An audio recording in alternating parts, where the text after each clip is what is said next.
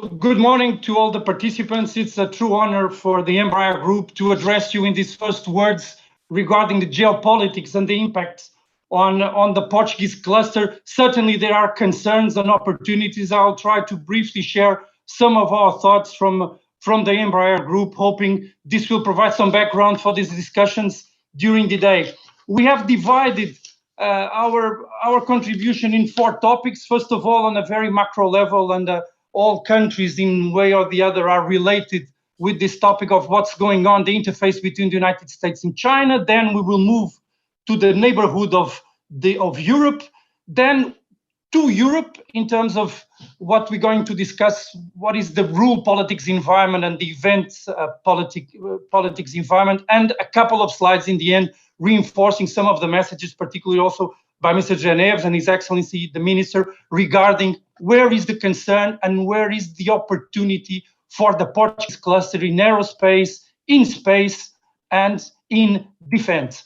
So starting with the interface at the macro level, we look at the interface between the United States and China. A lot of things going on. From the United States side, we have about to close 4 years of America First, a new approach to multilateralism with some impact on the geopolitics in global level. Still a tough pandemic to manage in the United States, and a lot of emotion, especially in the last days, regarding the re-election is definitely a main priority for the coming months.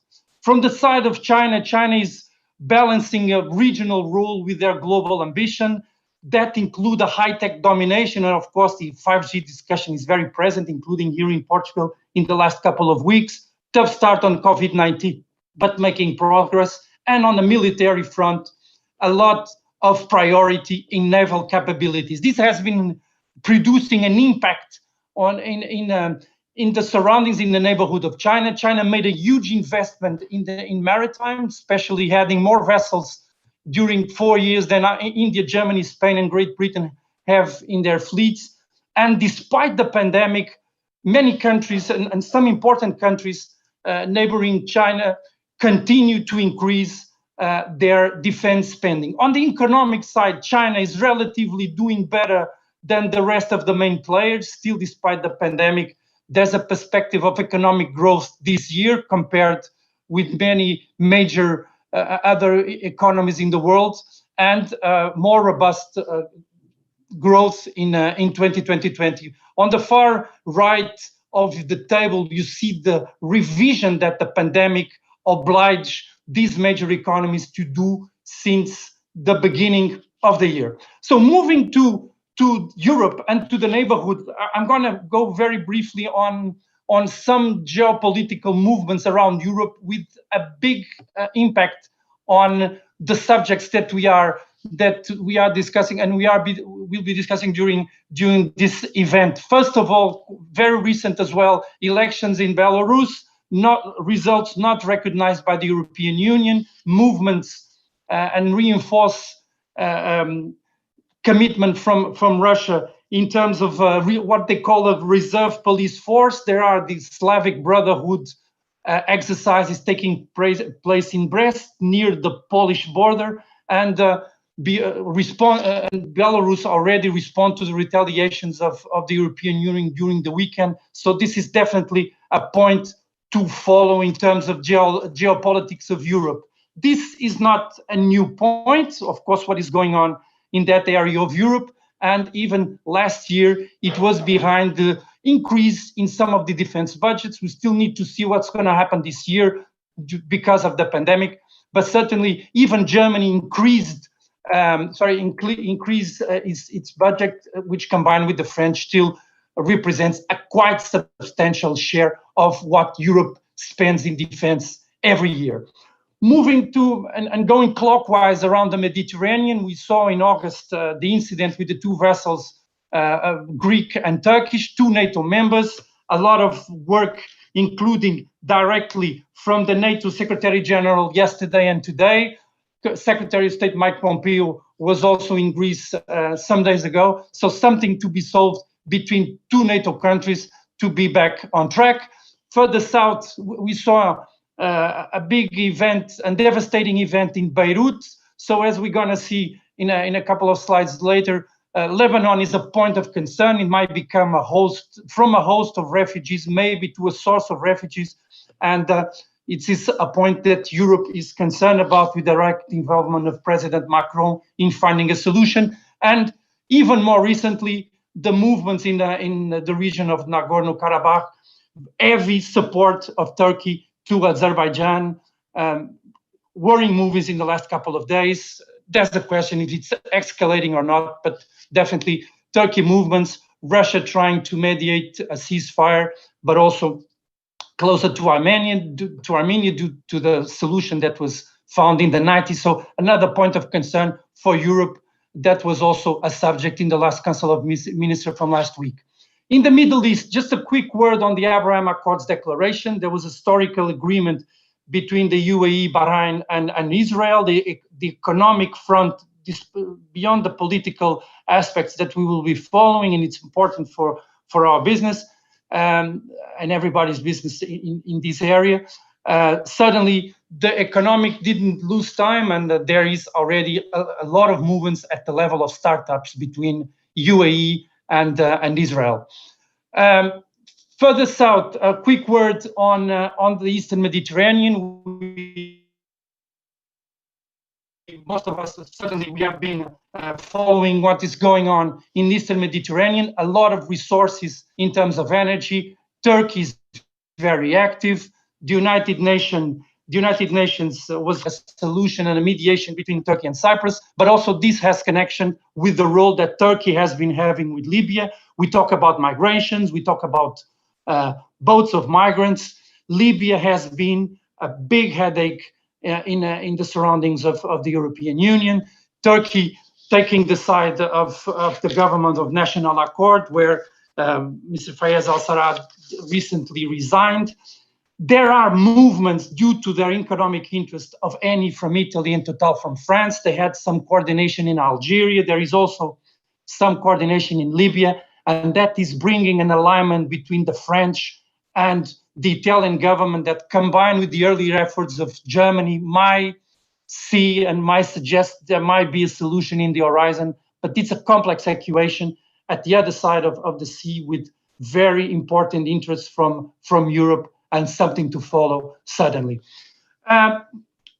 Talking about the interests of Turkey, I mentioned before the aspect related with Lebanon. As you see, Lebanon has been a destination of refugees. You see that the geopolitical importance of Turkey to Europe in terms of managing the migrants flow remains very high. So Europe needs, and declared that last week, a working interface with Turkey. You see, this is not only a regional problem, this is a global problem. Syria has been the most important origin of refugees in Europe, in the world, and Turkey has been the major recipient of refugees. So this is a big problem at the neighborhood of Europe, and certainly with the reflex on the opportunities and the work our industry has to do. Finally, and I'm not going into detail on all the aspects related to sea, where important projects are going on, but a final word on the Sahel, very important for Europe. The European Union is very active with capacity projects in Niger and in Mali, and also a military training mission in Mali as well. This is an important region. Every time we see straight lines in the borders, that means that border might be a challenge, difficult to manage. We know the problems going on in this region, plus the pressure on water, on lake shared by 4 countries, and certainly a point also from the geopolitical aspect that European external action is keeping attention. So this was as brief as we could to summarize the challenges around Europe, and then we would go into the final slides and looking at how Europe can manage, how it's been managing, and how our industry can provide a support.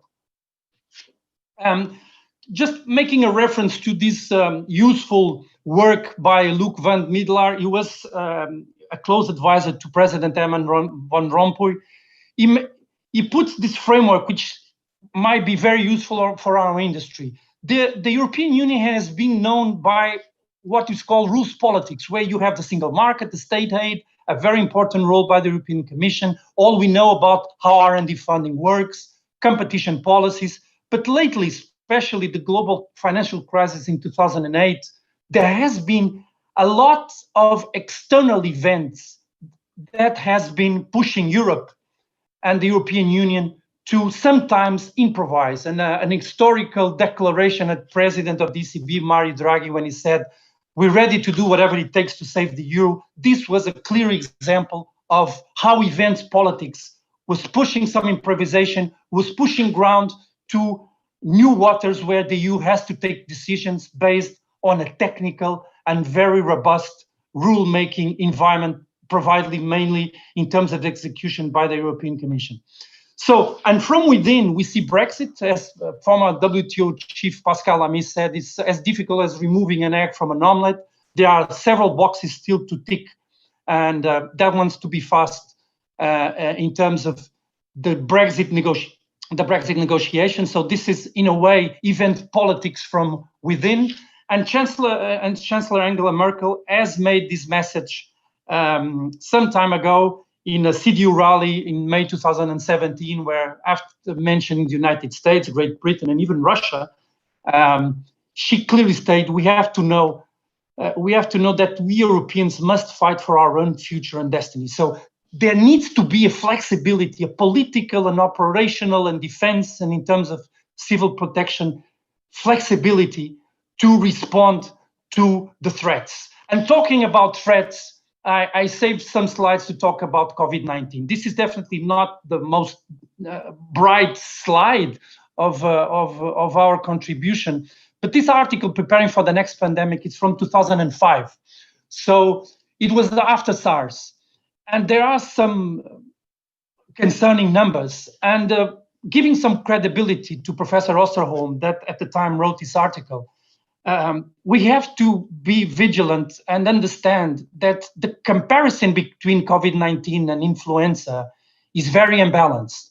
The influenza brought to close to 100 losses of lives, which at the equivalent of today's population would mean 400 million losses. So Professor Osterholm talks about the big one. We all hope it will never arrive, but certainly there's the COVID-19. We don't know what's going after. Sometimes we don't know what we don't know, and we need to be ready, not for a particular scenario, but sometimes we need to work and be prepared almost for any scenario that we can prepare to. And that was definitely the case of aviation. You can see in 1 week in March, almost half of the traffic vanished. Cargo suffered a little bit less due to the need to move medical devices and medical equipment, but you see how our industries are very deeply impacted, at least until July in terms of deliveries. You see the loss here in terms of the impact on deliveries of new aircraft. We even saw particular cases where a company we are very proud of being a supplier, Widerøe, but DHL and Bristol Helicopters, suddenly they become major operators in Europe, while the legacy carriers did their best to assure key routes, including repatriation of citizens. So we are looking at a scenario, and the industry is pushing for the health protocol and for the testing protocol in Europe. There's an important article by Mr. Crabtree, James Crabtree, about the model of the world of bubbles, where you look at a bubble where you have epidemic and sanitary conditions similar to countries. So, and then the bubbles will merge. We need the bubbles to merge quickly so we can get to a recovery of the air transport system. And not only, and we all know how the air transport system is related with the whole economy. So if we want the air transport system to recover, we need the whole economy to recover. José Neves mentioned also the next generation EU. We know it has to be green, it has to be digital, it has to be resilient. What we need to do in terms of our industrial contribution is around these major goals. And certainly, speaking out of a Brazilian group, we are looking forward for how the countries can contribute through investments, through more investment, through bilateral cooperation. So the role for the third countries to support and to have a value contribution in this economic recovery. On the defense side, also, we saw the numbers, 46 projects in PESCO, Portugal is in 10, a clear example of what Europe wants to do in terms of be ready to respond to events, combining defense with diplomacy and external affairs. All the tools are already in place with the robust experience that we all have and the European Commission itself to make this work and to have this effort well succeeded in terms of Europe having autonomy and having a more resilient way to respond to these challenges. There are the countries partners to NATO. There are other third country roles that, whenever possible, can also contribute to these common goals.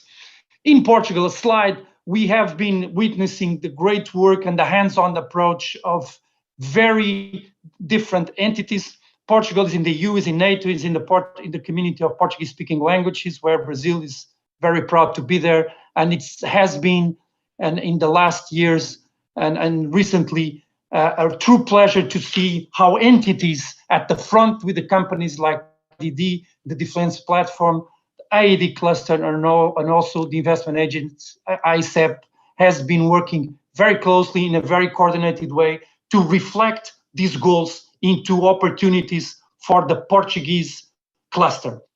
So to close, we would have two final slides with very as concrete as possible ideas to share with you. Hopefully this will be useful for the remaining of the event. In terms of concerns, yes, there are main concerns we have seen. They are not expected to go away soon. We need to live and prepare for the scenarios. In this huge environment of uncertainty, we need to continue to learn how to navigate. But on the positive side, we see an increased awareness for the players to coordinate, to align on common goals, and we have an unprecedented level of resources to be available to the economy and a good alignment with governments, and this is certainly a very important opportunity. And to fully explore that, I will share with you in my very last slide 3 main priorities which have been in place and need to continue as good, as strong, and as robust as possible. First, align with the needs of investors, Portuguese, foreign investors, robustness of the supply chain, and the defense and space needs. Portugal, with all the priority also giving in the space, looking at short and long term. Secondly, to plan right, to plan correctly, to have teams, to have accountability on those teams. Who's responsible to move forward? Who's responsible to deliver the results and not let the good ideas go? This is a very slow, this is a marathon, it's a very long process, and discipline is very important for all of us as players. And to finalize, these are the key components to spend right. We see there are important resources coming, but sometimes we need to stay humble and think that over-promising can risk under-delivering. So we need to spend right. We need to make the best use of the resources of the companies, the resources of governments, and to do that, we need to be aligned and we need to plan right. So hopefully this was a valuable contribution from the EMBRAER Group to the opening of this event. Again and again, every year we congratulate and we try to do our best to have a valuable contribution to such a great work that AED and the related players in the country are doing in this particular sector. So thank you very much. I wish you all a very good conference and a productive work. Thank you very much, João, for your very interesting perspectives, the global perspectives. We actually are a little bit ahead of time, which is something unimaginable, and I would say one of the advantages of a digital event. Nevertheless, we will then go through the first panel of the day, which will be focused on the topic transformation, looking on how to adapt to the future market landscape, which will be moderated by Marco Capitão Ferreira, which, among other many things, is currently the president at IDD, So he will present the panel and moderate the session. I would just like to reinforce for the audience that you all have the opportunity to put questions throughout the sessions, and the best voted ones will be passed along to the moderator so that he can use them at the end of the session. So the objective is to be a little bit interactive. So please take that opportunity and contribute. So I will pass on to Marco Capitão Ferreira. Please, the floor is yours.